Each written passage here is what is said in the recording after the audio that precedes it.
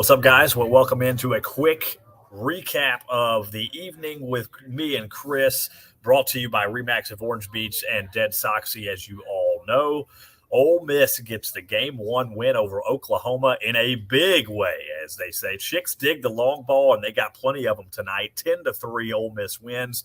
Jack Doherty goes 5 perfect innings before giving up the first hit of the game and eventually giving way to Mason Nichols, who was fantastic in relief. All in all the pieces came together tonight, Chris, and Ole Miss is 1 win away from a national championship. I'm probably super excited a little too much, but there literally are not words or emotions to describe how excited I am for the team, for the fans. Swayze showed up tonight. It was exciting literally from the first pitch. We were the visiting team and put 2 runs up in the first inning. I just need to take a few minutes to read the quote from Bianco because I think it speaks volumes of how he felt about the fan support. He said it felt like Swayze Field because of how many Ole Miss, because how partisan maybe it was, but man, it felt like a football game out there. So for the baseball coach to compare it to what goes on in Vaught Hemingway is pretty cool. On the field, it was that loud. Swayze has been pretty loud. I don't know if Swayze has ever been that loud. When they played Sweet Caroline, whatever inning that was, I've never heard anything like that. Just impressive, thankful. I think as a coach, it's really neat to sit back, and you don't need to do too much in the game, but it was so loud that a couple of times you did. You look up and you go, wow, all these people showed up. It's not an easy place to get to. It's not a cheap place to get to. A lot of people, it meant the world for them to be here this weekend. They're passionate, aren't they? And a lot of people chuckled at that response from Mike. The hotel scene before the game was insane. It was like going through the Grove. I got there about 15 minutes before the team walked through, and I couldn't get inside the hotel. The line from the door to the bus probably is about, 60 feet, 70 feet. And it was wall-to-wall people. Thankfully, I kind of know the bus driver a little bit, so I was able to sneak my way toward the bus and get some decent video of that. But Rebel Nation is here. I've heard some people say 90-10. I've heard other people say 75-25. Whatever it is, it's really loud out there for Ole Miss.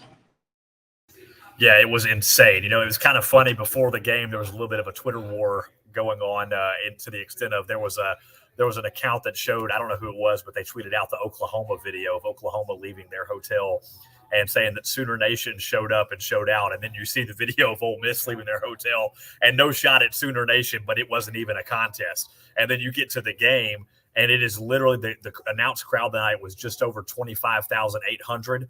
And probably, and this is not an exaggeration, more than 20,000 of that is Ole Miss fans. It wasn't even close. There was a funny moment during the game where some OU fans tried to get into it and drown out the hotty toddy cheer, and you could barely hear them. It was just so loud, Ole Miss all the way, and then they jump out to the lead. And then on those 3 straight home runs, my goodness, first time that's ever happened since 1998, first time ever at Charles Schwab Stadium. Just a fantastic crowd tonight. Ole Miss soaked up every second of it. And, I mean, they're 1 win away, Chris, and I'm telling you, they're feeding off this crowd. And, again, I don't want to jinx anything, and I don't feel like I will saying this. This just feels like one of those teams of destiny right now. It does, but I think they've got their feet on the ground. Elko was very calm in the press conference.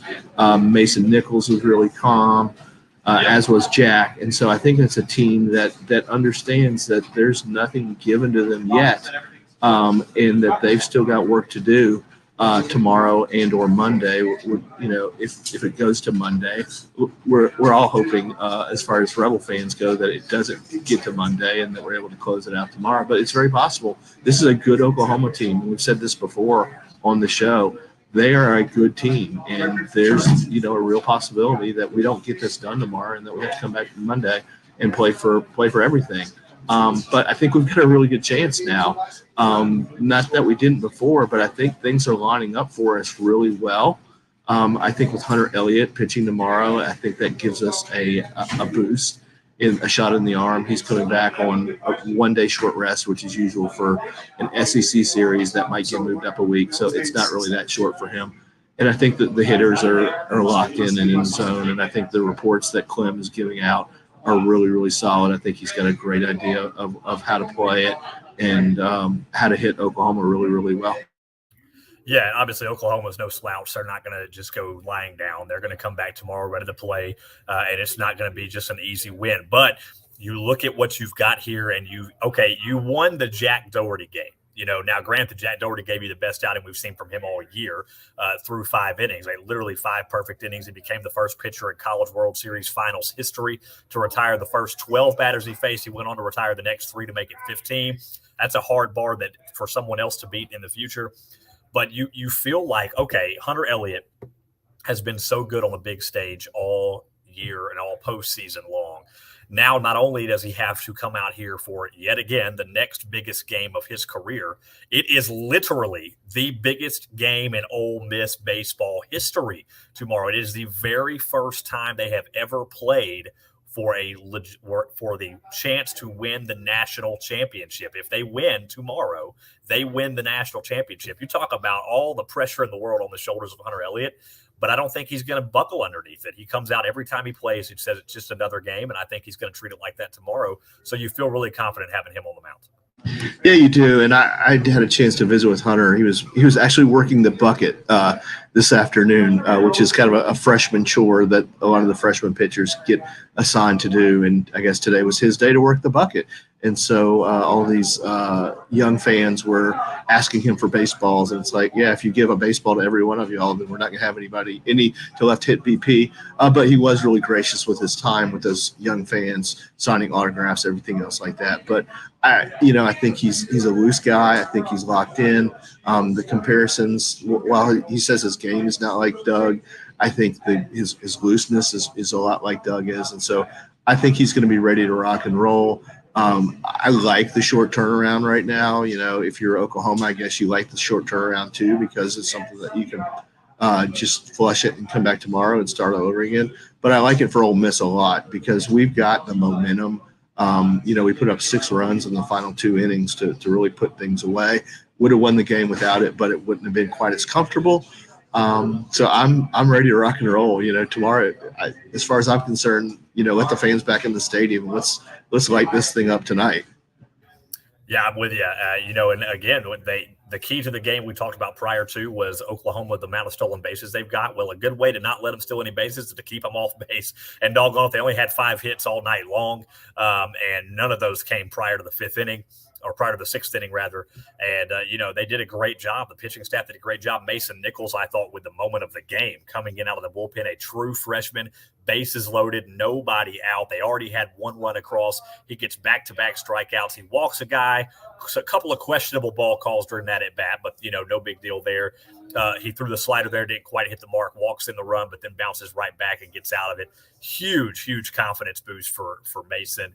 And now you've got the very next inning, boom, boom, boom, 3 straight home runs. I mean, what a moment that was. TJ McCants, he's had 2 good at-bats in the postseason, and both of them have been home runs into the right field bullpen. So if you're going to have a rough postseason and with only a couple of good at-bats, well, at least the 2 good at-bats are big home runs.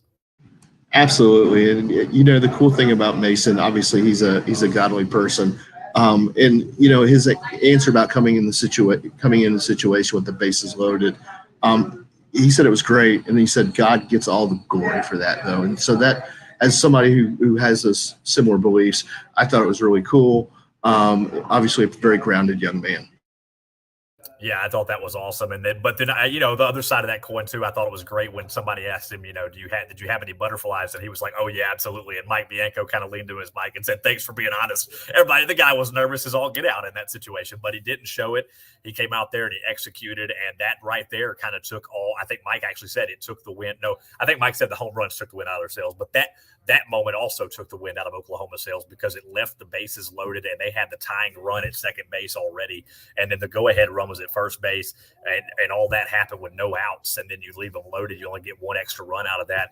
That's just a quick way to take all the momentum away, and Ole Miss did a great job of that. And then Josh Mallitz, of course, coming in and shutting it down. Just an absolute – you could not have asked for a better game won on all counts than what Ole Miss got tonight. No, they pitched, they defended, and they hit the home runs, but they also had a couple 2 doubles, an Alderman double and a Chatagnier double. So all around great performance. I know the guys are going to sleep well tonight and come out really motivated tomorrow. It is without a doubt the biggest day no hyperbole here. It is the biggest day in the history of Ole Miss baseball tomorrow, especially if things go the right way. The other part of this coin is we've got two chances. Oklahoma, we're back to this Arkansas situation again, where Arkansas had to come back and beat us twice, and all we need to do is beat them once. And so, we've got two bullets, and they've only got one, and we'll see who wins the gunfight. I'm for sure taking the reps. Yeah, and Ole Miss, just a couple of quick notes. Obviously, Hunter Elliott going for Ole Miss. Oklahoma will be sending former Ole Miss commit Cade Horton to the mound tomorrow. He's got a 5.24 ERA, 5-2 record in 46 innings pitched, 51 strikeouts, and 15 walks. He is a righty.